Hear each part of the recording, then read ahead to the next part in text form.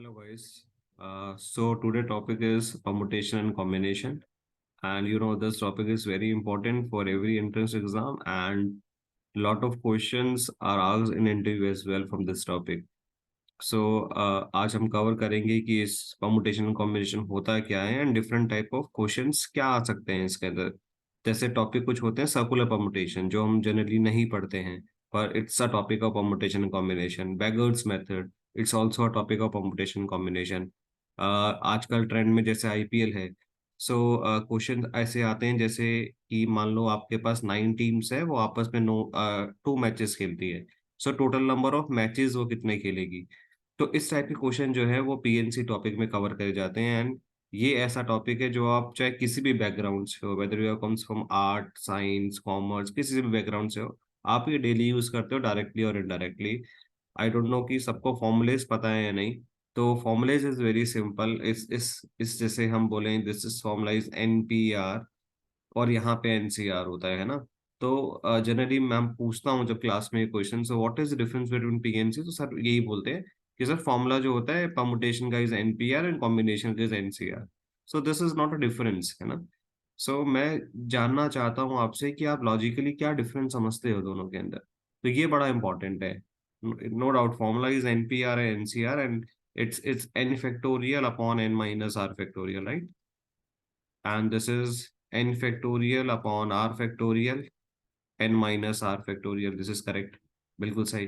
Factorial you know है ना, n factorial is nothing but 5 into 4 into 3 into 2 into 1। Factorial you know. So difference क्या है sir, permutation और combination में difference क्या है। द परमुटेशन बेटा अरेंजमेंट्स होता है, करेक्ट। परमुटेशन इज अरेंजमेंट्स, ठीक है। जब आप अरेंज करते हो किसी चीजों को तो ऑर्डर इज वेरी इंपॉर्टेंट है ना, order is important.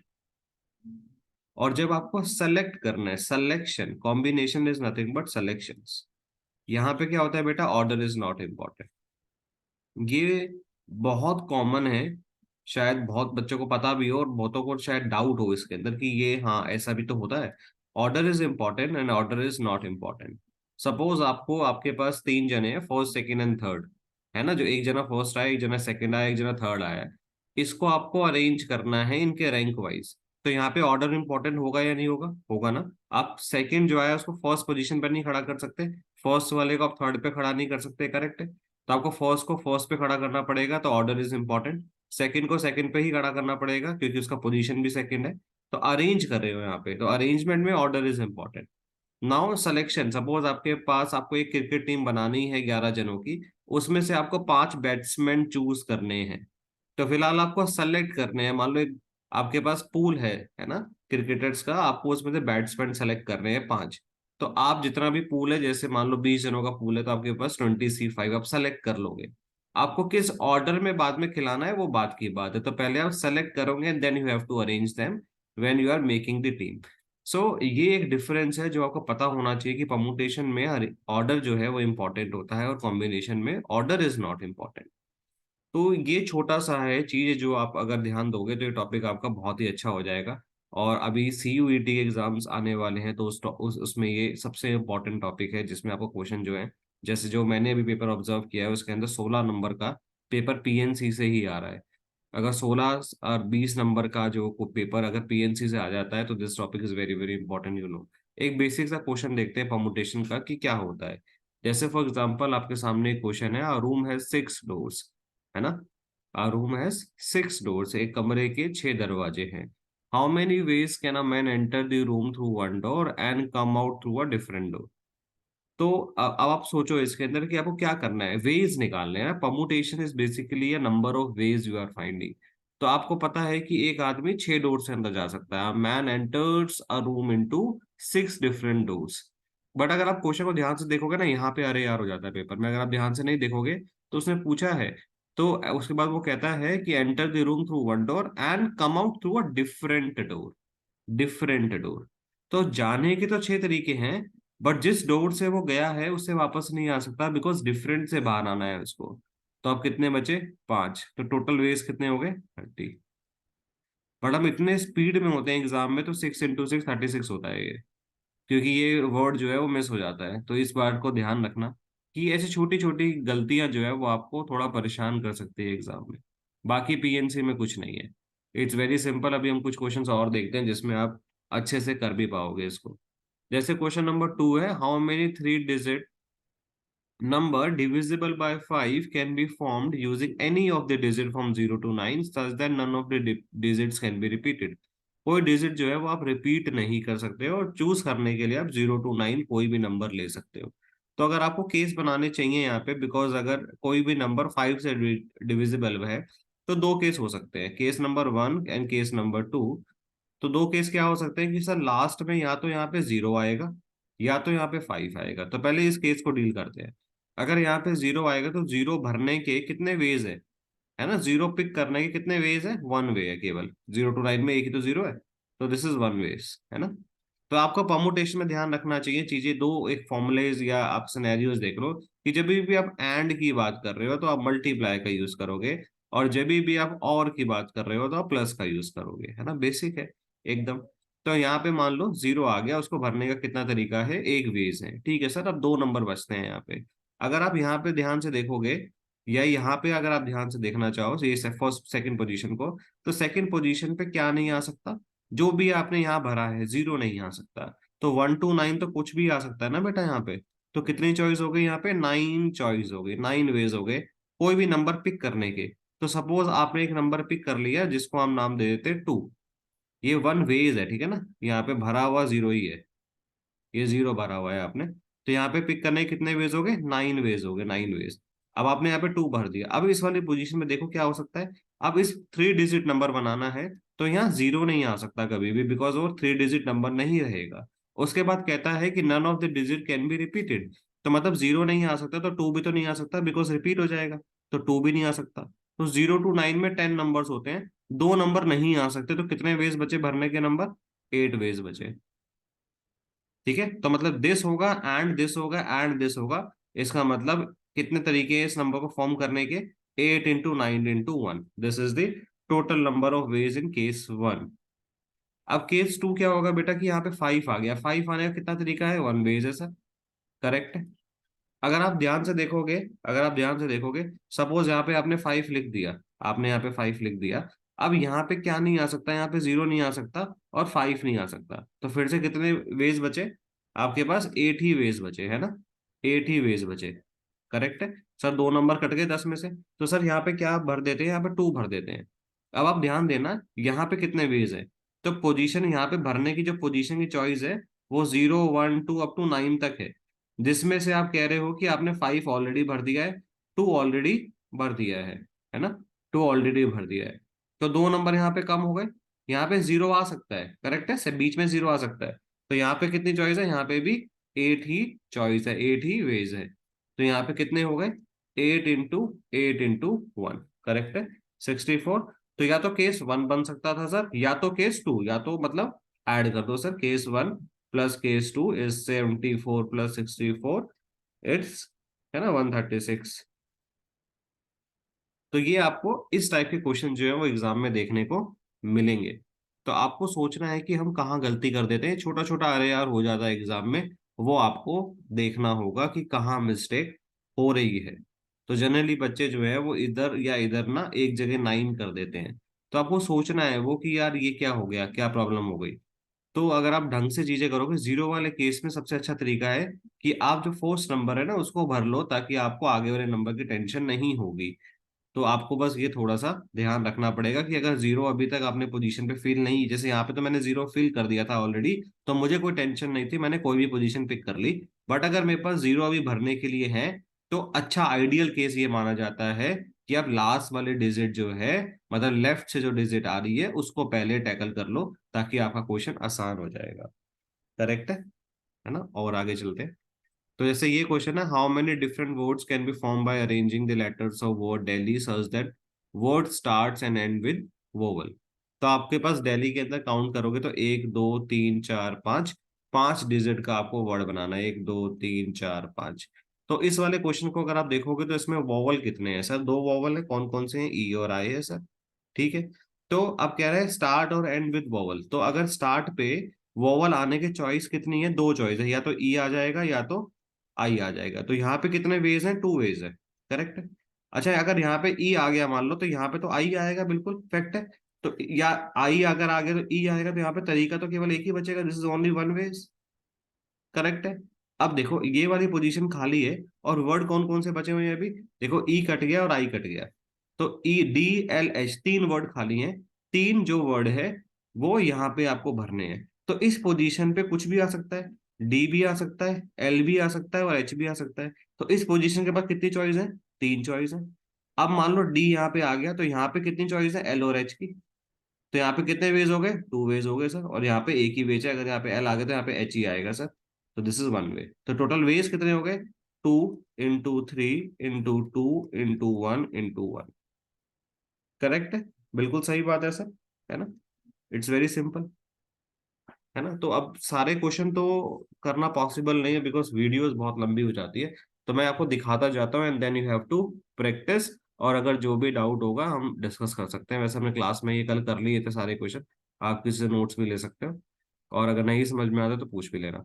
How many 3 digit odd number can be form from the digit this if the repetition of the digit is not allowed. तो ऑड नंबर बताना है, हिंट मैं आपको देता हूँ कि जो लास्ट डिजिट होगा उस पे क्या आ सकता है, या तो 1 आ सकता है सर, या तो 5 आ सकता है, या तो 7 आ सकता है, दैट्स इट। इसके हिसाब से आपको इसको बनाना है। देखो अगला question, how many ways 5 different letters can be posted in 3 mailboxes if each mailbox can contain any number of letters। ये मैं कह रहा था, आपको डिस्ट्रीब्यूशन के क्वेश्चन होते हैं जिसमें आपको दिमाग लगाना है। क्वेश्चन को ध्यान से पढ़ोगे तो क्वेश्चन 1 सेकंड में खत्म है। अब देखो इसके अंदर आपको पता है कि डिफरेंट लेटर्स हैं और 3 मेल बॉक्सेज हैं। अब आपको एक चीज ध्यान रखनी है जब भी आप ऐसे टाइप के क्वेश्चंस करोगे, कि इसमें कोई कंडीशन नहीं है ना। इस पे कोई कंडीशन नहीं है कि हर मेल बॉक्स में एक लेटर जाना ही चाहिए, या एक ही बॉक्स में 3 लेटर जाने ही चाहिए, ऐसी कोई कंडीशन नहीं है ना। वो कह रहा है each mailbox contain any number of letters, कोई भी नंबर ऑफ लेटर्स रख सकता है। तो यहाँ पे फिक्स चीज क्या है, आप मार्केट में जाते हो तो लेटर लेके जाते हो और मेल बॉक्स में डाल देते हो, ऐसा होता है ना। या हम ऐसा करते हैं कि मार्केट से मेल बॉक्स उखाड़ के ले आते हैं और लेटर पे रख देते हैं घर आके, ऐसा तो नहीं हो सकता, है ना। सनी देओल तो हम नहीं है। तो फिर क्या करेंगे सर, तो मेल बॉक्सेस फिक्स है ना। तो ये जो मेल बॉक्स है आपका, mailbox 1, mailbox 2, mailbox 3 fix है, ठीक है सर। तो लेटर कितने हैं, 5 लेटर है सर, देखो ना, 5 डिफरेंट लेटर्स। तो 5 आपके पास लेटर है, करेक्ट है सर। तो ये लेटर 1 के पास कितनी चॉइस है, वो इसमें भी जा सकता था, वो इसमें भी जा सकता है, वो इसमें भी जा सकता है, कितनी चॉइस है, 3 चॉइस है। लेटर 2 भी इसमें जा सकता है, कोई कंडीशन तो नहीं है ना कि लेटर 2 M2 में ही जाएगा, ऐसी कोई कंडीशन तो लिखी नहीं है। तो लेटर 2 के पास भी 3 चॉइस है, लेटर 3 के पास भी 3, इसके पास भी 3, इसके पास भी 3। 3 into 3 into 3 5 टाइम्स, मतलब 3 की पावर 5। एक फॉर्मूला मैं आपको देता हूँ विच इज वेरी इंपॉर्टेंट। जो भी फिक्स चीज हो, जैसे यहाँ पे मेल बॉक्स फिक्स थी, पावर में वेरिएबल, काम ही खत्म है। अब फिक्स चीज कितनी है, 3 मेल बॉक्सेस फिक्स्ड है, वेरिएबल क्या है, लेटर्स, जिनको आप इधर से उधर हाथ में कर सकते हो। तो ये हो गया 5, खत्म क्वेश्चन। तो इस टाइप के क्वेश्चंस आते हैं। अच्छा आप क्वेश्चंस आप सोचोगे सर पीएनसी में तो 11th में वो भी पढ़े बॉल वाले एंड ऑल, वो एकदम बेसिक चीज है, मैं उसमें जा सकता हूँ, अभी जला भी जाऊंगा। बट मैं चाहता हूँ कि जो हम छोड़ देते हैं जनरली, ऐसे बेसिक चीजें वो एग्जाम में पूछे जाते हैं। नो डाउट एक आधा क्वेश्चन बॉल का आ जाता है, पर बॉल वाला क्वेश्चन जो है ना जनरली प्रोबेबिलिटी पे होता है, ना कि पीएनसी पे होता है। जैसे 3 बॉक्स है, हर बॉक्स में 2 वाइट है, 1 ब्लैक है, 3 वाइट है, 2 ब्लैक है, इस टाइप के आपको एक, या आपको तीनों बॉक्स में से 2 बॉल पिक करनी है, तो ब्लैक आने की प्रोबेबिलिटी क्या होगी, ये पूछा था। नंबर ऑफ वेज पूछना बहुत रेयर चांस है, कर सकते हैं, नो इशू। बट जो ये क्वेश्चन है ना, ये आपको ज्यादा अच्छे से प्रैक्टिस करनी है फॉर योर CUET एग्जाम और अदर एग्जाम्स एज वेल, क्योंकि इंटरव्यू में भी यही पूछे जाएंगे, नंबर ऑफ वेज पूछने में ज्यादा इंटरेस्टेड है, ना कि प्रोबेबिलिटी से। ठीक है आगे चलते हैं। तो देखो ये क्वेश्चन है, number log has 3 concentric rings with a digit 0 to 9, what is the maximum number of unsuccessful attempts to open the lock। तो इसमें 1 सेकंड का क्वेश्चन है, पर बच्चे फंस जाते हैं। क्यों, क्योंकि अगर आपको याद हो तो जैसे ये मान लो लॉक है आपके पास, है ना, ये लॉक है। तो यहाँ पे जो नंबर है वो कुछ भी हो सकते हैं ना, 0 to 9 के बीच में।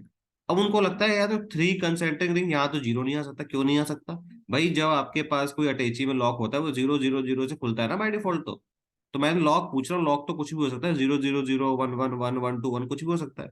तो अगर मैं देखूं मुझे अनसक्सेसफुल निकालने हैं, तो मैं ऐसा कर लूं, टोटल माइनस सक्सेसफुल कर लूं, काम हो जाएगा मेरे को। अब टोटल कितने हैं भाई, अगर आपके पास 3 कंसेंट्रिक लॉक नंबर है तो यहाँ पे 10 नंबर आ सकते हैं, 10 वेज है, यहाँ पे 0 to 9 कुछ भी आ सकता है, यहाँ पे भी कुछ भी आ सकता है, यहाँ पे भी कुछ भी आ सकता है। तो टोटल कितना हो गया, 1000। अच्छा, लॉक खुलता तो एक ही पैटर्न से है ना भाई, एक लॉक में दो पैटर्न तो होते नहीं है, लॉक खुलने के एक ही होता है, तो सक्सेसफुल अटेम्प्ट तो एक ही होगा। तो अनसक्सेसफुल कितने आ गए, बस। इसमें भी गलती कर रहे थे कल क्लास में बच्चे, तो ये आपको नहीं करनी बस, ठीक है। आगे चल लेते हैं। ये देखो, ये सर्कुलर परमुटेशन के क्वेश्चन होते हैं। सर्कुलर परमुटेशन क्या होता है बेटा, कि एक, मतलब मान लो सेट ऑफ पीपल्स हैं, ग्रुप ऑफ पीपल्स हैं, उन्हें आपको राउंड टेबल पे अरेंज करना है, तो आप कैसे करोगे, है ना। तो ये होता है सर्कुलर परमुटेशन। तो जैसे मान लो आपके पास 5 जने हैं, उनको आपको सर्कुलर टेबल बिठाना है, person 1, person 2, person 3, person 4, person 5, एक सर्कुलर टेबल पे आपको इनको बिठाना है। तो देखो, ये क्लॉकवाइज हो सकता है या ये एंटी क्लॉकवाइज हो सकता है ना, दोनों हो सकते हैं, क्लॉकवाइज भी पॉसिबल है और एंटी क्लॉकवाइज से पॉसिबल है। तो अब आप देखो, आपको इनको अरेंज करना है, तो आप क्या करते हो सर्कुलर टेबल पे, हमेशा अब सर्कुलर टेबल है तो किसी एक बंदे को आपको फिक्स करना जरूरी है। तो आप A1 को फिक्स कर दो, इन बाकी को अरेंज कर लो। तो अगर आपके पास n पीपल्स है ना, अगर आपके पास n पीपल्स है, तो सर्कुलर अरेंजमेंट क्या होती है, n-1 फैक्टोरियल। काम खत्म, एक फॉर्मूला याद रखो, क्वेश्चन सॉल्व हो जाते हैं। Circular permutation is n-1 factorial, that's it. अच्छा, इसमें एक तरीका और है, जैसे इसमें क्लॉकवाइज अलग थे, क्लॉकवाइज देखूंगा तो A1 के बाद A2 आता है, A2 के बाद A3। पर अगर एंटी क्लॉकवाइज देखूंगा तो A1 के बाद क्या आ रहा है, A5 आ रहा है, तो दिस इज डिफरेंट, है ना, दिस इज डिफरेंट। मान लो ये इंडियन है, ये भी इंडियन है और ये अमेरिकन है, मैं कह रहा हूँ इंडियन के बाद इंडियन ही आना चाहिए, तो यहाँ से आ जाए क्लॉक में, पर एंटी में नहीं आएगा, है ना, तो ये दिस इज डिफरेंट। पर ऐसा भी कोई केस है जिसमें क्लॉक और एंटी क्लॉक को कोई फर्क नहीं पड़ता, यस। जैसे एक नेकलेस ले लो भाई, जैसे मान लो आपने एक माला ले ली, है ना, एक माला ले ली ऐसी, ये माला है, आपने इसको मान लो भगवान को चढ़ानी है। तो अगर आप ऐसे पकड़ के चढ़ा दो भगवान को या ऐसे पकड़ के चढ़ा दो, क्या फर्क पड़ता है, माला तो माला ही है, ये भी फूल है, ये भी फूल है, ये भी फूल है, ये भी फूल है। तो आपको के पास कोई भी डिफरेंस क्रिएट नहीं करता यहाँ पे, क्लॉकवाइज और एंटी क्लॉकवाइज कोई भी सेंस नहीं बनाता यहाँ पे, क्लॉकवाइज और एंटी क्लॉकवाइज। इसलिए सर्कुलर अरेंजमेंट यहाँ क्या हो जाएंगे, n-1 फैक्टोरियल डिवाइड बाई 2 कर देना बस, n-1 फैक्टोरियल डिवाइड बाय 2, क्योंकि डबल अरेंजमेंट काउंट कर लोगे वरना आप, क्लॉक से भी और एंटी क्लॉक से भी। तो इसलिए बस ये फॉर्मूला अगर आप ध्यान रखते हो कि अगर क्लॉकवाइज और एंटी क्लॉकवाइज सेंस बनाते हैं, एक डिफरेंट सेंस बनाते हैं, तो n-1 फैक्टोरियल, और अगर कोई सेंस नहीं है तो n-1 फैक्टोरियल डिवाइड बाय 2। अगर ये दो फॉर्मूले याद है तो सर्कुलर परम्यूटेशन का क्वेश्चन आपके साथ तुरंत खत्म है। जैसे मैं एक क्वेश्चन आपको करा भी देता हूँ इसका, अगर आप ध्यान से देखोगे इसको, तो कह रहा है round table conference is to be held among 20 delegates, है ना, among 20 delegates belonging from 20 different countries. In how many ways can be seated if two particular delegates are? तो अगर मैं आपसे सिंपल पूछूं कि एक राउंड टेबल है, ठीक है, कॉन्फ्रेंस हो रही है, 20 डेलीगेट्स हैं, बिलोंगिंग टू 20 डिफरेंट कंट्रीज, आपको इनको बिठाना है, इनको सिर्फ अरेंज करना है, 20 जनों को अरेंज करना है। तो आप क्या करोगे, फॉर्मूला अगर आपको याद है तो, है ना, ऐसे 20 खींच लो आप, फॉर्मूला अगर आपको याद है तो आप क्या करते कि टोटल 20 है ना, टोटल जो है वो 20 है, इनको अरेंज करना है, सर्कुलर अरेंजमेंट क्या हो जाएगा, 20-1 फैक्टोरियल, मतलब 19 फैक्टोरियल, काम खत्म। बट ये पूछा नहीं है क्वेश्चन में, कह रहा है in how many ways can be seated if two particular delegates are, तो रेस्ट्रिक्शन लगा रहा है कि ऑलवेज सिट टुगेदर, कह रहा है दो डेलीगेट्स, ये तो टोटल हो गया, टोटल अरेंजमेंट ये हो गया, बिल्कुल सही है, इसमें कोई गलती नहीं है। बट क्वेश्चन को थोड़ा ट्विस्ट किया, इतना आसान नहीं पूछा, है ना, क्वेश्चन को थोड़ा ट्विस्ट किया है, तो ट्विस्ट करते हैं तो देखते हैं कि वो क्या आपसे चाहता है एग्जैक्टली exactly। तो वो देख लेते हैं एक बार, तो आप सोचो एक बार, 1 मिनट के लिए, तो मैं रेस कर लेता हूँ इसको, थिंक अबाउट। तो आप देखो, कह रहा है दो डेलीगेट्स, बड़ा प्यार है उनके बीच में, वो साथ बैठते हैं, ठीक है। तो देखो, वो साथ बैठेंगे, बैठ गए साथ, ये लो बिठा दिया साथ। अगर इन दो डेलीगेट्स को आप एक जना, एक मान लो, है ना, कपल मान लो इनको, ये एक ही पेयर है। अब टोटल कितने थे भाई, 20, है ना, टोटल कितने थे, 20। अब कितने बचे हुए हैं यहाँ पे, यहाँ तक 18 बचे हुए हैं, 18 लोग, 19 और 20, पर इसको मैंने कहा एक पेयर मान लो, तो ये टोटल कितने हो गए आपके पास, टोटल कितने हो गए, 19, टोटल कितने हो गए, 19 डिफरेंट पीपल्स, है ना, 19 डिफरेंट पीपल, क्यों सर, क्योंकि 18 तो डिफरेंट थे ही, 19 और 20 को एक मान लिया, एक ही मान लें, तो 19 डिफरेंट हो गया। तो इनका अरेंजमेंट कैसे होगा सर्कुलर टेबल पे बताओ? 19 - 1 फैक्टोरियल, सिंपल, खत्म। बट अगर आप ध्यान से देखो, ये दो जने इंटरचेंज हो सकते हैं ना। ये कहेगा मैं तो यहाँ बैठूंगा, प्यार है भलाई, पर मुझे ये कुर्सी प्यारी है। ये कहेगा ठीक है मैं यहाँ बैठ जाता हूँ, या स्विच कर लेंगे आधे आधे घंटे बाद। तो ये आपस में अरेंज हो सकते हैं इंटू 2 फैक्टोरियल बेस से। तो आंसर क्या आ गया? 18 factorial into 2 factorial, that's it. तो मैंने क्या किया, अगर दो को साथ बैठाना था तो साथ बैठा के एक पेयर मान लिया उसको। तो टोटल आ गया 19। फिर 19 - 1, क्योंकि यही होता है, इनटू, ये आपस में अरेंज हो सकते हैं 2 फैक्टोरियल बेस से। अगर आप इसको थोड़ा ध्यान से देखोगे, इसको अगर आप थोड़ा ध्यान से देखोगे, अगला पार्ट जो इसका ध्यान से देखोगे, कह रहा है नेवर सिट टुगेदर। ये कैसे करोगे सोच के बताओ? Never sit together. अब नेवर सिट टुगेदर वाला अच्छा तरीका क्या है, कि आप ऐसा नहीं कर सकते कि टोटल में से साथ बैठने वाले माइनस कर दो सर। टोटल में से साथ बैठने वाले केसेस माइनस कर दोगे तो नेवर सिट टुगेदर तो आएगा। मैं कह रहा हूं कि टोटल जो जने हैं, टोटल जने जो हैं, वो कितने थे? 20। तो इनका अरेंजमेंट क्या हो गया? 20 - 1 फैक्टोरियल। माइनस टूगेदर वाले माइनस कर दो। टूगेदर वाले कौन से थे? ये वाले ना, कि वो हमेशा साथ बैठेंगे। तो ये माइनस कर देते हैं। तो ये कौन सा केस आ गया? टोटल माइनस टूगेदर, मतलब नॉट टूगेदर। नॉट टूगेदर, है ना? वो दो जने कभी साथ नहीं बैठेंगे, क्योंकि दो जने साथ बैठने वाला केस माइनस किया हमने टोटल में से, मतलब नेवर सिट टूगेदर, खत्म हो गया। इसको शायद ये अभी एकदम से समझ नहीं आया होगा। आप इसको समझना, एक बार कोशिश करना, एंड देन फिर वापस भी डिस्कस कर सकते हैं, ऐसे कोई इशू नहीं है। और भी कोई तरीका हो सकता है क्या इसको? बिल्कुल तरीका हो सकता है। आप क्या कर सकते हो कि आप 18 लोगों को पहले अरेंज कर दो। आप 18 लोगों को पहले अरेंज कर दो, है ना? 18 पीपल को, 1 2 3 4 5 6 7 8 10 11 12 13 14 15 16 17 18। ये 18 लोगों को आपने अरेंज कर दिया। अरेंज करने के बाद आप सोचो कि इन पोजीशन कितनी है इनके बीच में, एक ऐसे पोजीशन गिन लो, और उन पोजीशन में से इन दो को आपको बिठाना है ना? तो नंबर ऑफ पोजीशन अरेंज करना है, P 2 कर देना। इससे भी फॉर्मूला वही आएगा, आंसर वही बनेगा।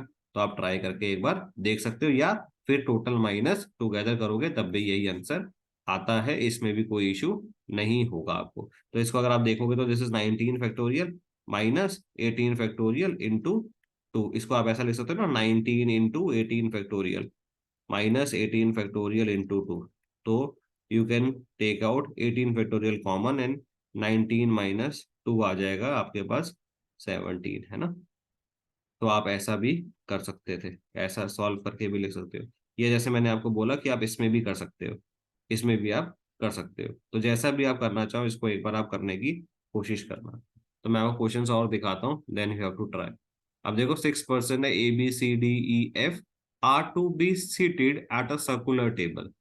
In how many ways can this be done? If A should always have either B or C on his right and B must always have either C on D on his right, तो आप कैसे solve करोगे? तो ये circular table लिखा है, पर circular table का कुछ सोचने का यहाँ पे लॉजिक है नहीं है सच। आप नॉर्मल सोच लो ना, कि कह रहा है कि ए के राइट में या तो बी हो सकता है या तो सी हो सकता है, ठीक है ना? और कह रहा है बी के राइट में या तो सी हो सकता है या तो डी हो सकता है। तो मान लो ए को तो फिक्स करना पड़ेगा ना। तो ए को फिक्स करने के कितने वेज है? 1 वेज है। अब दो केस बनाते हैं, कि दो केस बनाते हैं, है ना? ए को फिक्स करते हैं, इसको 1 वेज है। तो दो केस क्यों बना रहे हो? क्योंकि ए के राइट में पहले तो मैं बी को बिठा देता हूँ। तो बी को बिठाने के कितने तरीके हैं? 1 वेज ही हैं।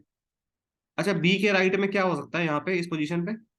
देख लो आपके पोजीशन देख लो, 1 2 3 4 5 6 पोजीशन खाली है। ए बिठा दिया, बी बिठा दिया, अभी C D E F खाली थे। तो इस वाली पोजीशन में कितनी चॉइस है सर? बी के राइट में या तो सी आएगा या तो डी आएगा, करेक्ट है? तो यहाँ पे कितनी चॉइस है बेटा? 2 वेज है। यहाँ पे कितनी चॉइस है? 2 वेज है, करेक्ट है बिल्कुल, है ना? यस और नो? यस। अब अगर आप ध्यान से देखो, मान लो यहाँ पे सी आ गया, यहाँ पे सी आ गया, तो ए कट गया, बी कट गया, सी कट गया, कितने नंबर बचे? DEF बचे। और कितने नंबर्स हैं? 3 नंबर्स, और कितनी पोजीशन खाली है? 3 पोजीशन खाली है। ये कहीं पे भी अरेंज हो सकते हैं तीनों पोजीशन में, तो 3 फैक्टोरियल। तो टोटल कितना हो गया? 1 × 1 × 2 × 3 फैक्टोरियल। यस और नो? 12 आ गया। अब आप ध्यान से देखना कि आपने यहाँ पे ए फिक्स कर दिया। अब आप बी ऑलरेडी कर चुके थे, तो ए के राइट में क्या आना चाहिए था? सी राइट में आना चाहिए था। इसका भी कितना वे हो गया? 1 वे हो गया, करेक्ट है? अभी कितनी पोजीशन खाली है? 4 पोजीशन खाली है, 1 2 3 4। अच्छा, कह रहा है बी के राइट में सी आना चाहिए, डी। अब देखो, बी के राइट में सी इस केस में तो आ नहीं सकता, यहाँ पे आ चुका था ऑलरेडी। तो अब बी के राइट में हमेशा डी आएगा, करेक्ट है? अच्छा यहाँ पे बी आ सकता है बिकॉज इसके राइट में डी लिख दोगे आप। यहाँ भी आ सकता है बिकॉज इसके राइट में डी लिख दोगे आप। यहाँ भी आ सकता है बिकॉज इसके राइट में आप डी लिख दोगे।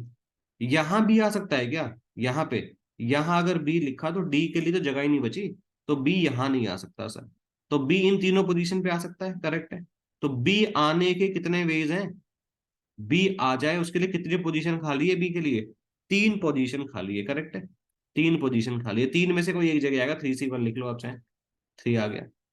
अगर बी यहाँ पे आ गया तो इस पोजीशन पे कोई डाउट है क्या, नहीं, क्योंकि बी के राइट में हमेशा डी आता है। बी के राइट में हमेशा डी आता है, तो इस पोजीशन में कितने तरीके हो गए, वन वे हो गया। अभी कितनी पोजीशन खाली है, दो पोजीशन खाली है। कौन कौन कट चुका है, ए कट चुका है, सी कट चुका है, बी कट चुका है, डी कट चुका है। तो अब कौन बचा, ई और एफ बचा।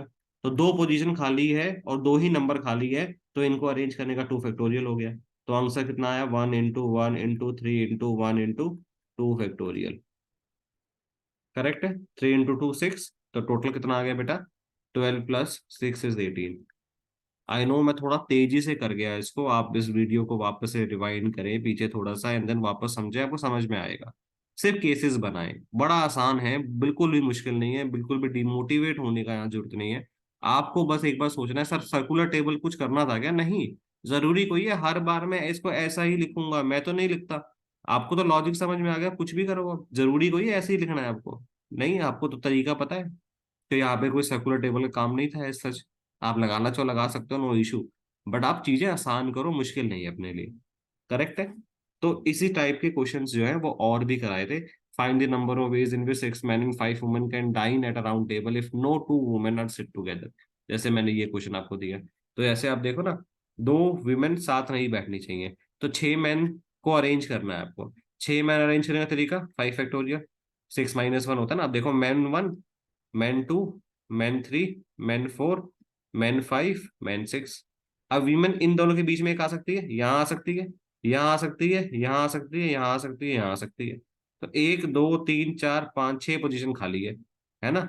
6 पोजीशन आपके पास खाली है। तो 6 में से आपको 5 पोजीशन चूज करनी है, इनटू उन पांचों को आप अरेंज कैसे भी कर सकते हो, तो ये आ गया, है ना। 6 में से, इन 6 पोजीशन में से पांच, कहीं भी 5 पोजीशन में बिठाने ना, 5 विमेन थी आपके पास, 6 पोजीशन खाली है, देखो ना। यहाँ पे बैठेगी तो यहाँ बैठेगी, तो वो साथ तो नहीं बैठी ना, कोई भी दो विमेन। यहाँ पे, यहाँ पे, यहाँ पे कहीं भी 6 पोजीशन खाली है। तो 65 into 5 फैक्टोरियल, और you can say 5 factorial into 6, P5 ही कर दो, तब भी तो सेम ही आता है, एक ही बात तो बनती है ना। तो ये बड़ा आसान क्वेश्चन हो गया। तो इस टाइप के क्वेश्चन जो है वो आपको एग्जाम में देखने को मिलेंगे। अब देखो, find the number of ways that 8 beads of different colour be strung at a necklace, as a necklace. तो नेकलेस है, फिर से देखो नेकलेस है, तो राउंड में क्लॉकवाइज एंटी क्लॉकवाइज का कोई लॉजिक नहीं बनता है। तो कितना होगा, 8 - 1 फैक्टोरियल डिवाइड बाई 2। ये बड़ा इंपॉर्टेंट है, अगर आपने नहीं किया तो फिर आपका नहीं हो पाएगा ये, है ना। तो डिवाइड बाई 2 इज इंपॉर्टेंट। तो ये क्वेश्चंस हैं, जैसे आप ट्राई करना चाहो एक एक्स्ट्रा क्वेश्चन, तो आप ये ट्राई कर लेना एक बार, ठीक है। ये देखो, नेक्स्ट क्वेश्चन, इसको आपको थोड़ा सोचना पड़ेगा। Find the number of ways in which 21 rupee coin can be distributed among 5 people such that each person gets at least 3 rupees, है ना। अब आप देखो, आपके पास 20 रुपए हैं, 5 जने हैं, है ना, person 1, person 2, person 3, person 4, person 5। हर जने को 3 रुपए जरूर देने हैं, तो 3 रुपए दे दिए, तो कितना हो गया, है ना। कितना हो गया आपके पास, 15 रुपए गए। 15 रुपए आपने डिस्ट्रीब्यूट कर दिए, टोटल कितने थे, 20। 15 आपने ऑलरेडी दे दिए, तो जन कितने बचे, 5। अब इन 5 कॉइन को 5 जनों में डिस्ट्रीब्यूट और करना है। यहाँ पे कोई कंडीशन नहीं है कि आप किसी एक को नहीं दे सकते या सबको नहीं दे सकते, या आपको कम से कम सबको देना पड़ेगा एक एक, ऐसा कोई कंडीशन नहीं है। तो इसके लिए मैं क्या करता हूँ, मैं आपको ना 1 मिनट दो, मैं इरेज कर लूँ। मैं आपको एक तरीका ही बता देता हूँ, है ना, ताकि आप आराम से कर पाओगे एग्जाम में। इस टाइप का क्वेश्चन अगर आता है तो मैं आपको एक फॉर्मुलाइज देता हूँ, आप बड़े आराम से बना लोगे पेपर में।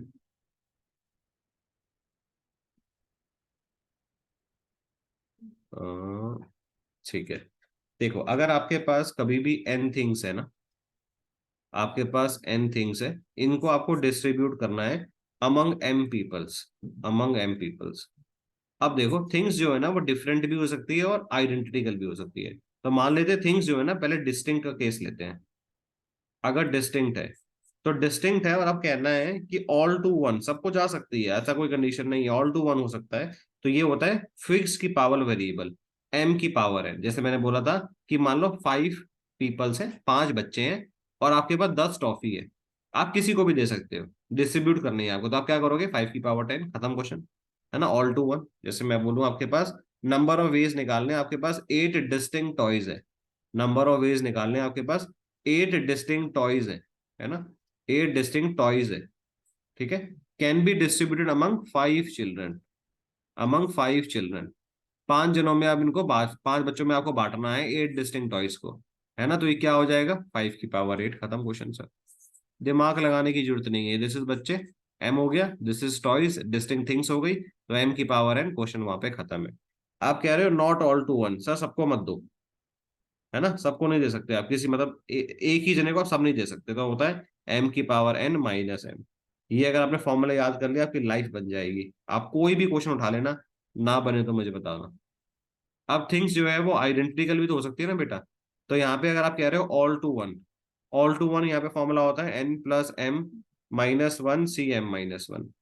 और आप कह रहे हो नन इज एम्प्टी, मतलब ऐसा नहीं है आप सबको एक साथ सबको दे दो और एक जने के कुछ ना मिले। तो ये होता है N-1 CM-1। क्वेश्चन कर रहा हूँ, जैसे इसमें आपको दिखाऊं बताऊं मैं, अगर मैं, तो देखो P1+P2+P3+P4+P5, ये 5 जने थे। ठीक है, आपको इन 5 जनों में, याद है ना, 5 रुपए बांटने थे। है ना, तो ये क्या हो गया, person, this is peoples, M हो गया।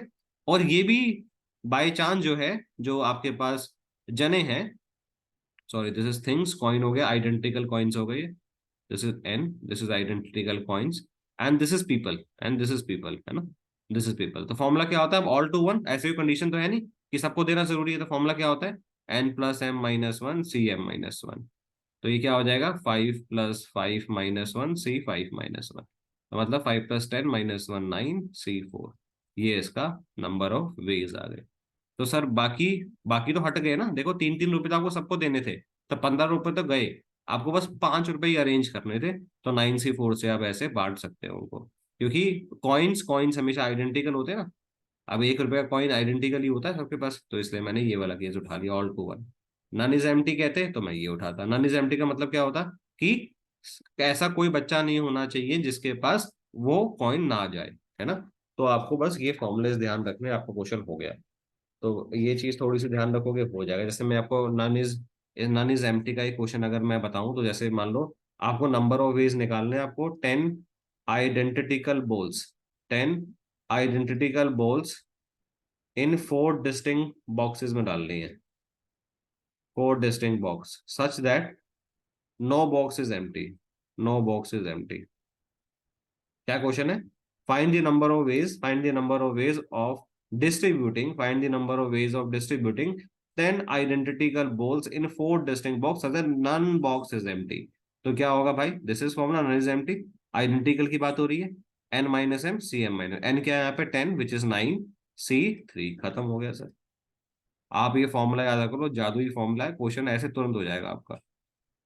ठीक है, तो ये क्वेश्चन है, आप देख लो एंड ट्राई करना, और कुछ भी डाउट होगा तो मुझे बताना। Find the number of ways in which 16 identical things can be distributed among 4 person. Each person get at least thing. Same question है भाई, 4 जनों को 3-3 तो देनी है, 12 चले गई, 16 में से 12 गया 4। अब आपको 4 को अरेंज करनी है, 4 ही पर्सन है, तो क्या होगा, 4+4-1 C4-1, खत्म हो गया। है ना भाई, बाकी 12 तो खत्म ही होगी ना, क्योंकि 3-3 तो देनी जरूरी थी। ठीक है, find the number of distinct throws which can be thrown with n six-phase normal die which are indistinguishable among themselves। ठीक है, तो डिस्टिंग्विशेबल मतलब डिफरेंट होता है, इनका मतलब लग गया तो मतलब आइडेंटिकल है ना, थोड़ा सा बस इंग्लिश घुमा दिया। ये करना, if A B C D are odd natural number such that this, find the number of values of the ordered quadruple. तो ए बी सी डी जो है वो ऑड नेचुरल नंबर्स हैं, तो ए को आप क्या मान सकते हो, 2m+1। यहाँ पे ये नहीं कह रहा कि वो सेम होंगे, है ना, कहीं मेंशन नहीं है कि ये कॉन्जिक्यूटिव ही होंगे, मतलब है ना, ऑड नंबर एक के बाद एक आएगा, ऐसा कहीं कॉन्जिक्यूटिव ऑड नंबर तो मेंशन नहीं है। तो ए को आप 2m+1 मानना, बी को आप 2n+1, सी को आप 2p+1, कोई भी नंबर मतलब n p q r कुछ भी मान लेना, and then you have to add, आपको रिजल्ट मिल जाएगा। सो ये सब कुछ है जो आपको ट्राई करना है। इसके साथ जैसे मैंने आपको कहा था कि एक मैचेस वाला जो है वो क्वेश्चन भी एग्जाम में आ जाता है, तो मैं उसका आपको रिजल्ट दे देता हूँ, जो आप ध्यान रख सकते हो कि रिजल्ट क्या है आपके पास। एक सेकेंड बस। तो रिजल्ट देख लेते हैं हम। रिजल्ट इज कि अगर आपके पास n टीम्स है बेटा, n टीम्स है आपके पास, और आपके पास p जो है वो नंबर ऑफ टाइम्स है, कितने टाइम्स खेलती है ये बता रखा है आपको। तो total number of matches, total number of matches कितने होंगे। तो फॉर्मूला होता है बेटा 1/2 इंटू n -1 इंटू पी। ये ये फॉर्मूला याद रखना, आपकी लाइफ बन जाएगी। जैसे मैं आपसे क्वेश्चन पूछूं सर क्यों याद रखें, हम तो निकाल सकते हैं, हम तो रोज मैच देखते हैं, फिर भी आप कर नहीं पाओगे। जैसे मैं बोलूं, मान लो एक फुटबॉल कंपटीशन चल रहा है, एक फुटबॉल कंपटीशन चल रहा है, उसमें 9 टीम्स हैं, 9 टीम्स हैं, हर टीम आपस में 2 मैच खेलती है, each team plays each other twice, है ना, each team plays each other twice, each other twice. अब आप मुझे बता दो what is the total number of matches. आप गिन लोगे आराम से वैसे तो, बट आपसे गिना जाएगा नहीं फिर भी। टोटल नंबर ऑफ मैचेस तो आपको पता चल गया, एन जो है वो 9 है, पी जो है वो 2 है, ट्वाइस है। तो आप डायरेक्ट भी कर सकते थे 1/2, अगर फॉर्मूला याद है आपको, 9 × 8 × 2। तो आप करके देखना, आप काउंट करके देखना यही आते हैं या नहीं आते। तो इस पूरी वीडियो में आपको सब कुछ मिल चुका है। अब अगर आप परमुटेशन कॉम्बिनेशन का ये देख लेते हो, अब ये नहीं बोलूंगा कि प्रैक्टिस किए बिना पास हो जाओगे, नहीं भाई, 5-10 क्वेश्चन और प्रैक्टिस करने पड़ेंगे आपको बेसिक, है ना। उसके बाद आपका कॉन्फिडेंस आ जाएगा, हाँ सर हम कर सकते हैं, पर फॉर्मूले सारे आपके पास आ चुके हैं, तरीका आपके पास सारा आ चुका है। एक दो चीजें आप और क्या याद रख सकते हो सर, कॉम्बिनेशन की ना कुछ प्रॉपर्टीज होती है, तो आप अगर चाहो तो वो याद रख सकते हो, है ना। प्रॉपर्टीज जैसे ये बेसिक प्रॉपर्टी क्या होती है, NC0 1 होती है ना, NC1 N होता है, NCN 1 होता है, NCR बराबर होता है NCN-R के। और क्या होता है कि अगर सर NCX बराबर है NCY के, तो क्या होता है, या तो x = y होता है, या x+y जो होता है वो n के बराबर होता है। और क्या हो सकता है सर, NCR+NCR-1 जो है ना, वो n+1 CR के बराबर होता है। इस टाइप की प्रॉपर्टीज जो है वो आप ध्यान रख सकते हो। एक और भी बता सकता हूँ, ऐसे बहुत सारी प्रॉपर्टी है, बट जितनी आप याद रख पाओ एटलीस्ट इतनी तो आप याद रख ही सकते हो। R-n−r+1/r,